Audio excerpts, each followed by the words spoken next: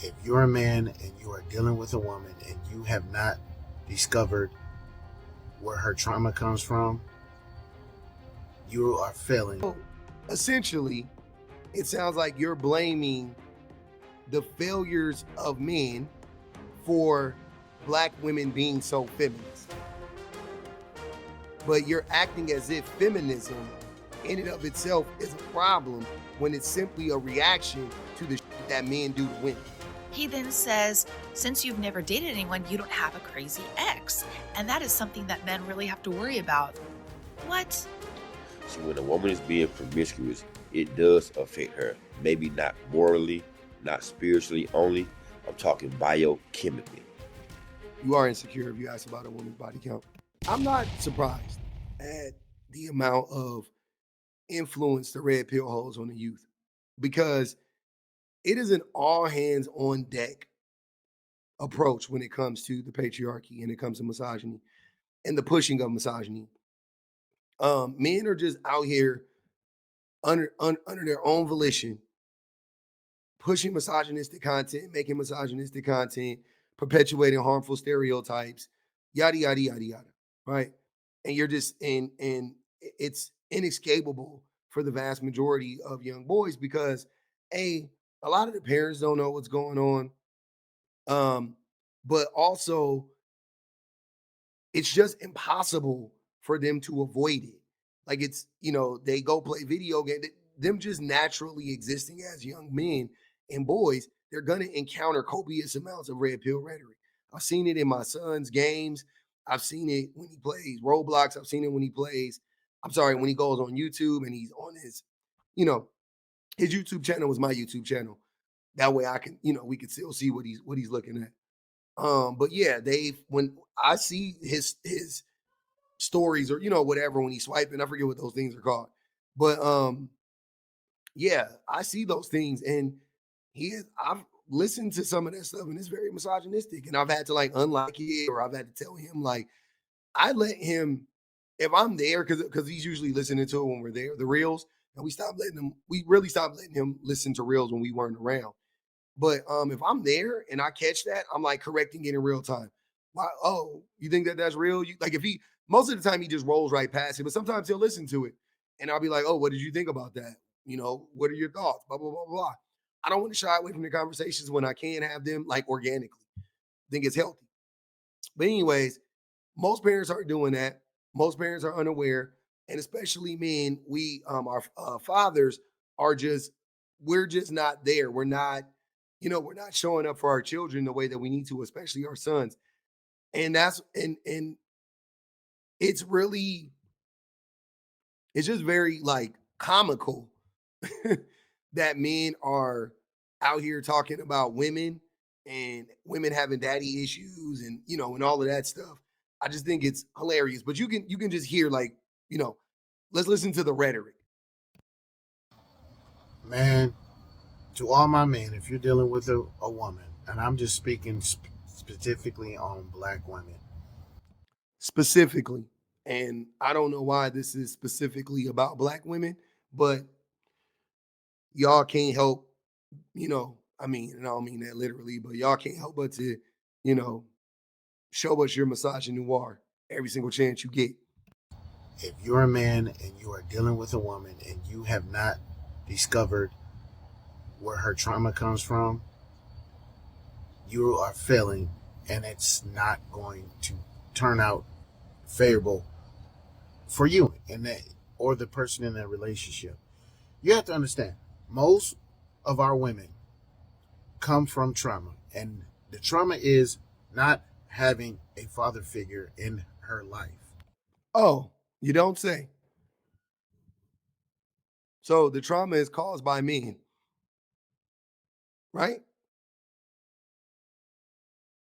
So shouldn't the message be geared towards the men to stop traumatizing the children and the women? No? Okay. Not having a father figure in her life. Now, most of you men have not had a father figure in your life, and you see how that has developed. He he stopped right there because he realized he was blaming, like, all of this is him blaming men and putting the blame on men. If the fathers aren't in the women's lives, they're not in the sons' lives either. If they're not in the daughters' lives, they're not in the sons' lives. Again, so instead of him clocking that and then telling men like, hey, show up for your kids, you know what I'm saying? And men, you need to give women grace. Just like if anything, you can flip it around, saying women give us grace because we didn't have our fathers in our lives and y'all didn't have fathers in y'all lives. So maybe we need to be a little bit more empathetic and practice a little bit of patience with each other. Fine, cool. That's a decent message. At the core, and then you got to the core issue, which is, fathers abandoning their kids, right? Cool, fine. Nope, we're not going to do that. Instead, he's trying to covertly blame women still. And come to fruition, you know what I'm saying? So if we have black women that come from the same tree or the same trauma as you, why haven't you, or why aren't you more open to finding out that trigger, finding out the mystery behind her trauma? You gotta figure, you have to go in a relationship with a woman, especially, I'm speaking primarily to black people, their trauma on, if she hasn't had a father figure in her life, how do you expect this woman to know how to treat a man, how to love a man, or where that even starts, or what that even looks like? You understand? So now, if you don't have a father figure in your life, you don't know how to be a man, according to y'all. And women don't know how to love a man, according to y'all, because she don't have a father figure in her life. Again, I'm just not understanding this messaging, and why is it not geared towards men just being better men?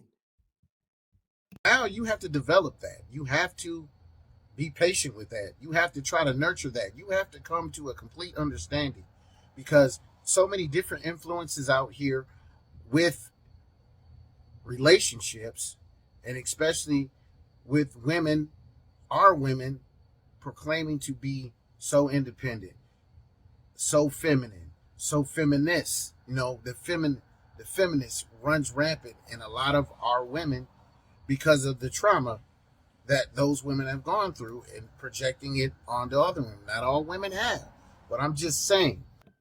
You just making up words and putting them together. That's not what black women aren't feminine. So essentially, it sounds like you're blaming the failures of men for black women being so feminist. But you're acting as if feminism in and of itself is a problem when it's simply a reaction to the shit that men do to women. Again, if you listen deeply, which I am, it's almost like he gets it, right? But then he says these like very divisive, very misleading things in the middle of all of this. Like, okay, I can agree with that point. Like, oh, we need to be patient. That's what I was saying. Fine. But then it's like, yeah, because these black women, specifically these black women, they're too feminist. And they claim to be independent. I mean, they are independent. Black women are like hyper independent because of exactly what you're describing. Because the men aren't there. The men aren't helping. The fathers aren't helping the mothers. The fathers aren't helping the children. The husbands aren't helping the wives. The boyfriends aren't helping the girlfriends. The baby daddies ain't helping the baby mamas, and so on and so on and so on. So they're hyper independent. If we're not going to figure out where her trauma is, because every woman is different, then it's not going to work out for you. It's not. You have to be more understanding, and it's not to judge.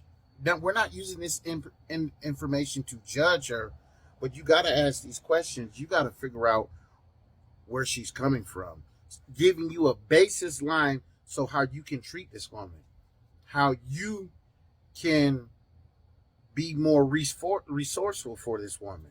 Understand it, because look, media controls a lot of things, and your past controls a lot of things, and how you deal with the opposite sex. So, knowing that, brother, if you're going into a relationship, especially with a black woman, man, figure out where that trauma is. Figure out why she hasn't, why she feels a certain way. Figure out why her independence is so important. Why do our black women beat on their chest about being so independent? Because to me, I think it's silly because to me, you become independent when you hit 18. You should already, this is something that's already granted to you, your independency. You should be able to know how to take care of yourself. That is a more flex to me. Are you taking care of yourself? Don't scream independency because you can only be independent so long until you get in a relationship and you're no longer independent. You can. That's why they're telling you they're independent. They're letting you know that they can do good with or without you. And they want to maintain their independence, even in a relationship, because that's healthy. And you're running headfirst into the point. Because men, since we're doing the black men, black women thing, which this video isn't about black men or black women specifically, but this idiot wants to hyper focus on black women. Um, and that's okay to a certain extent because yeah, you're right, black women are forced to be more hyper dependent than any other group of women, and that is due to the behaviors of black men. That is due, I mean, we know that that's exacerbated by racism and capitalism and all that stuff, but black men buying into misogyny and buying into the patriarchy and buying into anti-black stereotypes about black women themselves is a thing that is harming black men and black women. So I just don't know why we as men can never stick to the script and really address the issues that's going on. This message could have been so much more powerful if it was one of empathy and patience for both sides, if you will, but specifically for black women, if you wanted to do that, and then for black men to get a hold of their own misogyny and address it and unpack it. That way we can show up better for our women and our children. That should always be at the core of any of these discussions. Never, ever are we gonna act like a woman being independent is a bad thing. Never, ever are we going to villainize feminism. Never are we going to villainize feminism. Feminism is the cure, not the problem. So you're listening to these older men, right? Talking. Who was he making that message for? Who his target audience was younger men, right? My 22-year-old daughter came home from work yesterday and she said, "Oh my gosh, I have a story I need to tell you." Background: she works at a grocery store, kind of a bougie one that has a juice bar. She works in the juice bar and she had to work with a boy yesterday who is 2 years younger than her. And of course, this boy is obsessed with girls. And he proceeds to ask my daughter if she's ever been in a relationship. Now, she's a 22-year-old girl who's never been in a relationship because she has really high standards because I'm her mother. And she says, "Well, actually, I don't have a boyfriend and I've never been in a relationship." And he says, "Oh my gosh, you are a high value woman." Sure enough, she says, I whipped my head around so fast. I said, What do you mean by that? What do you mean I'm a high value woman because I've never been with a man? He said, yes, because you've never been with a man, and that makes you a high value woman. She says, "Okay, explain that to me." And he's like, "Well, you know how men are." So you're saying the quiet part out loud now. Yes, we know how men are. That's why We know it's all men, right? That's what men will always admit that it's all men when it's convenient. she's not in a relationship. That's why she hasn't dated anyone. She's only 22. What does a 22-year-old man have to offer her at this point in her life? He then says, since you've never dated anyone, you don't have a crazy ex. And that is something that men really have to worry about. What? What? So my daughter, who's I cannot and will not. Like I'm never worried about a woman's ex. I don't give a fuck how crazy he is. I don't give a fuck how crazy. However crazy you think you are, you're gonna have to show me. I don't give a fuck. I'm definitely one of them types of people that's like, yeah, you just gonna have to prove to me you crazy as fuck. I don't give a fuck. And most men I know don't care. Don't nobody care about no crazy ex. You care about body count. That's what it was. amazing, called him out and said, sounds like it's a man problem. Sounds like if a girl is with a man, that lowers her value. And it sounds like if she has an ex, that lowers her value. What's the common denominator here? She then proceeds to ask him, well, what's your dating history, Mr. 20-year-old dude? And he says he's been dating on and off several, couple girls. She's like, okay, and does that make you a high value man? He says, no, there's a double standard. She's like, yeah, at least you're acknowledging it. Why would she want to date anyone if there's a double standard? You're setting yourselves up to fail, dudes. You're setting yourselves up to fail. Then he proceeds to say that he wants to have about 5 or 6 kids and that ideally he'd be able to provide for his wife. My daughter's like, you're currently working at a grocery store. Kind of lofty goals to want to have 5 or 6 kids. Oh, and he says by the time I'm 30, because, after 30, women get too old to have children. Literally everything this dude was saying was trying to humble my daughter, humble all women, when he was just emphasizing the point that she had already made. It sounds like the common denominator here is men. And she then said, I want nothing to do with that. I'm so proud of her. Ladies, let us all take these wise words of advice and decenter men. This is how they still see us? No, thank you. We don't want anything to do with that. And that is how men still see women. Men are still out here blaming me, like trying to blame women for the problems that men create. First guy trying to blame women. Oh no, yeah, the fathers aren't there. Oh, but it's feminism. Oh, it's the women being too independent. They're always blaming women for the problems that men create over and over and over again. Fellas, let me talk to you real quick. Society been lying to you. They tell you a woman's past don't matter. Body count don't change nothing. And if you ask questions, you insecure. So let me give you the truth and break it down the way nobody would tell you. You are insecure if you ask about a woman's body count. See, when a woman is being promiscuous, it does affect her. Maybe not morally, not spiritually only. I'm talking biochemically. So it doesn't affect men to be promiscuous, biochemically, according to you. Okay. In the brain and the nervous system. See, every time a woman gets intimate with a man, her brain releases oxytocin. That's the chemical that helps her trust, attach, and connect. So those chemicals aren't released in male brains when we sleep with women? There's not a rush of oxytocin? Are you fucking kidding me? Trust, attach, and connect. But here's the part nobody tells you. The more casual the encounters and the more patterns she had, the more partners that she has sex with, the weaker that oxytocin response becomes. Good. That means bonding becomes harder for her. Trust becomes harder for her. That's not what it means. It means she is less likely to bond with the man simply because they slept together. So you're going to have to do more to bond with her. It doesn't mean you can't bond with her. It means that sex won't be the way that you'll be able to bond with her. Right? And that's what y'all are afraid of. You want to buy into this idea that you can just put your penis in a woman and she will love you forever. That sounds really appealing to a man who doesn't want to do anything and show up for the woman, right?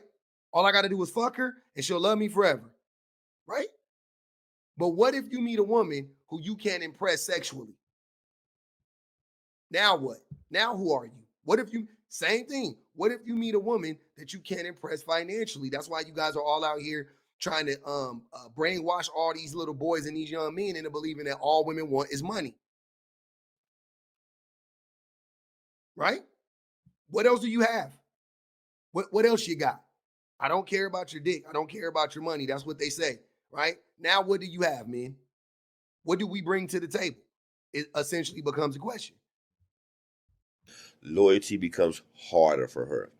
Emotional attachment becomes unstable. Not because she's evil, but because her chemistry has changed. Tape don't stick after 20 surfaces. That's all I'm gonna say. Same principle.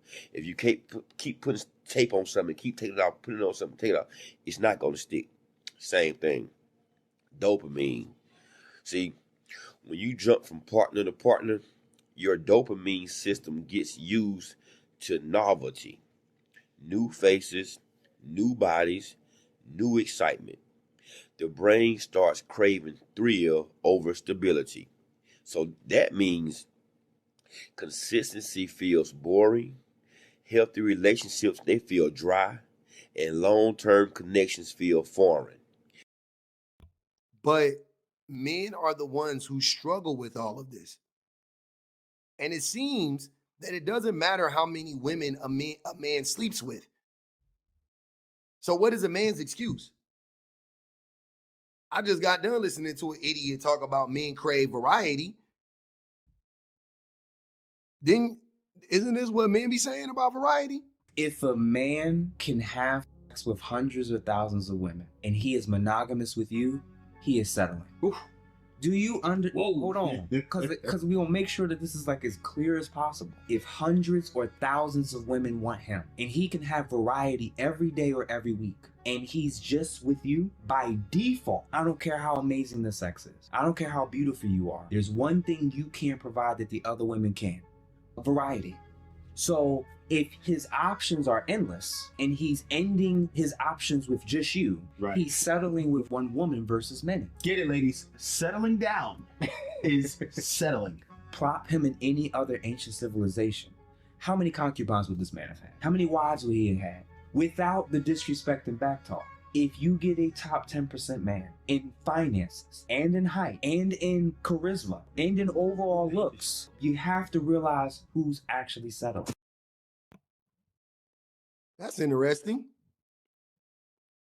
So men, when men want variety, it's not attached to our body count. It's just that's what men want. Just because we're attractive, we can have anybody we want, and therefore it's hard for us to settle down. It's hard for us to be with to find a mate because we crave variety. But when women crave variety, it must be because she fucked a lot of men. Y'all be all over the fucking place. The relationships they feel dry, and long-term connections feel foreign. That's not personality, that's biochemistry we rewired. So if she's been with toxic men, chaotic partners, emotional roller coasters, her body adapts to stress as the norm. So now she accepts dysfunction, she's on guard, she's suspicious, she's quick-tempered, she misreads peace as danger. She heard me, she misreads peace as danger. That's not attitude either. That's her nervous system learning survival mode. So once the chemistry shifts, the behavior shifts. That's why a lot of men say she can't pair bond. She switches up. She don't trust. She don't attach right. It's not random. It's the biology behind the lifestyle. So what about the value? Well, men, you need to stop lying to yourselves. If you want loyalty, peace, emotional stability, consistent bonding, and long-term commitment, then yes, a woman with discipline, boundaries, and a calmer past usually brings a different energy than a woman with a fast lifestyle. It's not about judging, it's about patterns, science, and what chemistry supports a stable relationship. You see what I'm saying? So This fool reading from somewhere, and he don't even understand that everything he said would apply to men. Like in theory, nothing you're saying is rooted in gender or sex whatsoever. It's if it's biological, it's biological. It's a human thing. It's not a woman thing or a man thing. If you fuck a bunch of women, maybe you want to, maybe moving forward you have a hard time being in a committed relationship with women. Okay. The only thing, and the thing that I hate the most about the whole promiscuity thing is, or the body count argument is, y'all never take into account the pre-existing trauma. You only look at the symptom of promiscuity. The promiscuity isn't the problem. It's always a symptom of something else, usually linked to a different trauma, a way more deep trauma. And that's what the first gentleman, he didn't get to that. You got to get to what the real trauma is. And I'm talking about in you as a person. Now, I don't need to get into that in my partner. My partner needs to get into that. Men, unpack your own trauma first, though, before you run around here trying to help women.